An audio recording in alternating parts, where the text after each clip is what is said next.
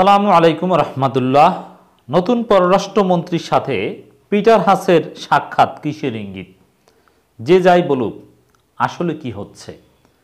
Peter Haas কি বললেন? দর্শক, খুবই গুরুত্বপূর্ণ।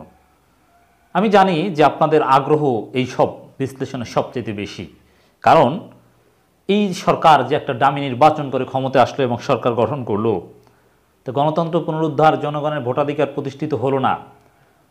তো গণতন্ত্র পুনরুদ্ধার এবং ভোটাধিকারের জন্য আপনারা তো সবচেয়ে বেশি আস্থা রাখেন যুক্তরাষ্ট্রের তৎপরতার উপর। যুক্তরাষ্ট্র কি করে, কতটুকু চাপ দিয়ে সরকারকে বাধ্য করে সুষ্ঠু নির্বাচন দিতে, এদিকেই। এবং এই সরকার, নতুন এই নির্বাচিত সরকারের সাথে যুক্তরাষ্ট্র কেমন আচরণ করে, যেহেতু নির্বাচনকে বৈধতা দেয়নি, যুক্তরাষ্ট্র ম্যাথিউ মিলার আনুষ্ঠানিকভাবে বিবৃতি দিয়ে নির্বাচনের সমালোচনা করেছেন, কিন্তু এই সরকারের সাথে কিভাবে অ্যাক্ট করে, ইন্টারঅ্যাক্ট করে, এই বিষয়ে আপনাদের যথেষ্ট আগ্রহ। তো দর্শক, এতে বিএনপি জামাতের লোকজন অনেকে হতাশ হয় যে পিটার হাস এসে নতুন পররাষ্ট্রমন্ত্রীর সাথে বৈঠক করলেন, আবার বাংলাদেশ যুক্তরাষ্ট্র সম্পর্কে এগিয়ে নিয়ে যাওয়ার ঘোষণা দিলেন, একসাথে কাজ করার দৃঢ় প্রত্যয় ব্যক্ত করলেন, তাহলে মনে হয় আর কোনো কাজ হবে না, শেষ। আর এটা 2071 সাল পর্যন্ত পারবে না। না, এরকম হতাশ হবেন না, বাস্তবতা বুঝুন। এত সহজ নয়, এত সহজ নয়। আগে নিউজটা একটু বলি, তারপরে আসলে এগুলোর তাৎপর্য কী। এই ধরনের বৈঠক বা পিটার হাস আসছেন, সম্পর্ক এগিয়ে নিয়ে যাওয়ার ঘোষণা, এগুলো কি বিএনপি জামাত বা গণতন্ত্রের জন্য হতাশাজনক? যুক্তরাষ্ট্র কি পিছু হটেছে? আওয়ামী লীগ কি যুক্তরাষ্ট্রকে ম্যানেজ করে ফেলেছে? এই উত্তরগুলো খোঁজা জরুরি। আমার আলোচনার শেষের অংশে থাকবে।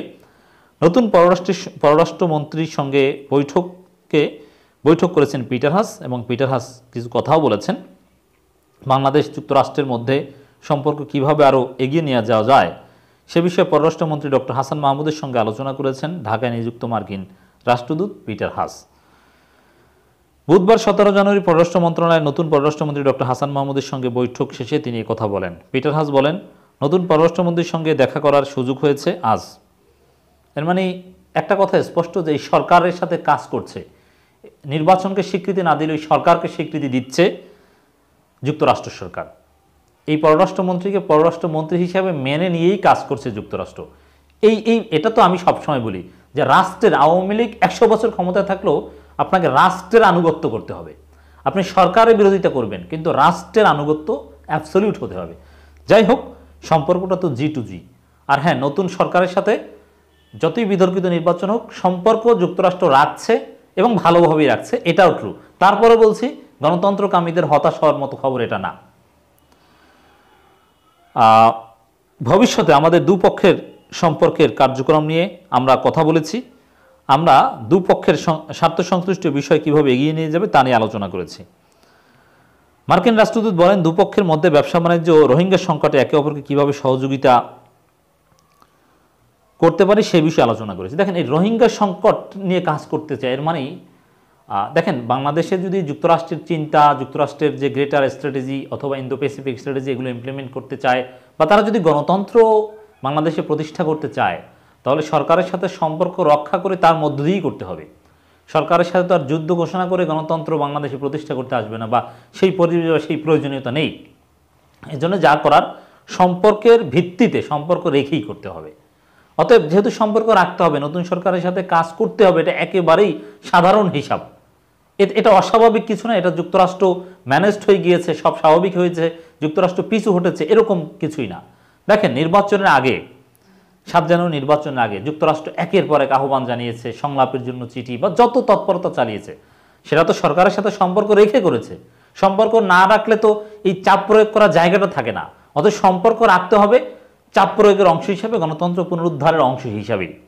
অতএব এটা হতাশার নয়। আর দ্বিতীয় কথা হচ্ছে, এই রোহিঙ্গা সংকট নিয়ে কাজ করবে, এগুলোর মাধ্যমে চীনকে একটা বার্তা দেওয়া হলো যে চীনের সাথে এত মাখামাখি বা এগুলো যুক্তরাষ্ট্র ভালোভাবে দেখবে না। এটা সরকারকে একটা বার্তাও বটে। এরপরে আরেকটা বিষয় মনে করি, এটা একেবারে ফেলে দেওয়ার মতো নয়।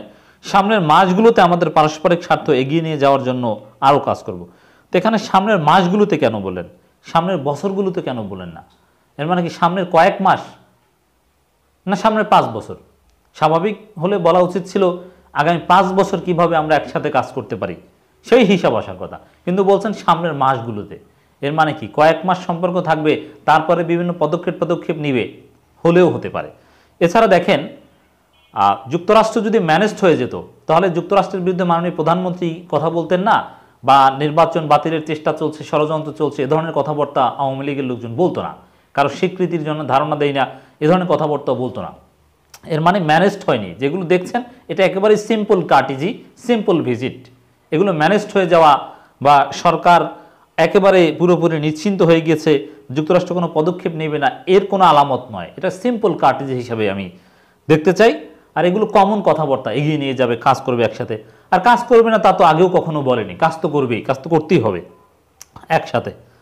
তবে এখানে কয়েক মাস বলাটা এটা ইম্পর্টেন্ট। আবার পিটার হাসের চেহারার দিকে যদি তাকান, হাসি নাই। ডক্টর হাসান মাহমুদ সাহেব হাসছেন, কিন্তু পিটার হাসার কৃত্রিমভাবে হাসার চেষ্টা করে হাসতে পারছে না।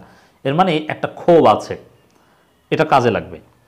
তিনি বলেন, বাংলাদেশ ও যুক্তরাষ্ট্রের সম্পর্ককে এগিয়ে নিতে কাজ করার বিষয়ে আলোচনা হয়েছে।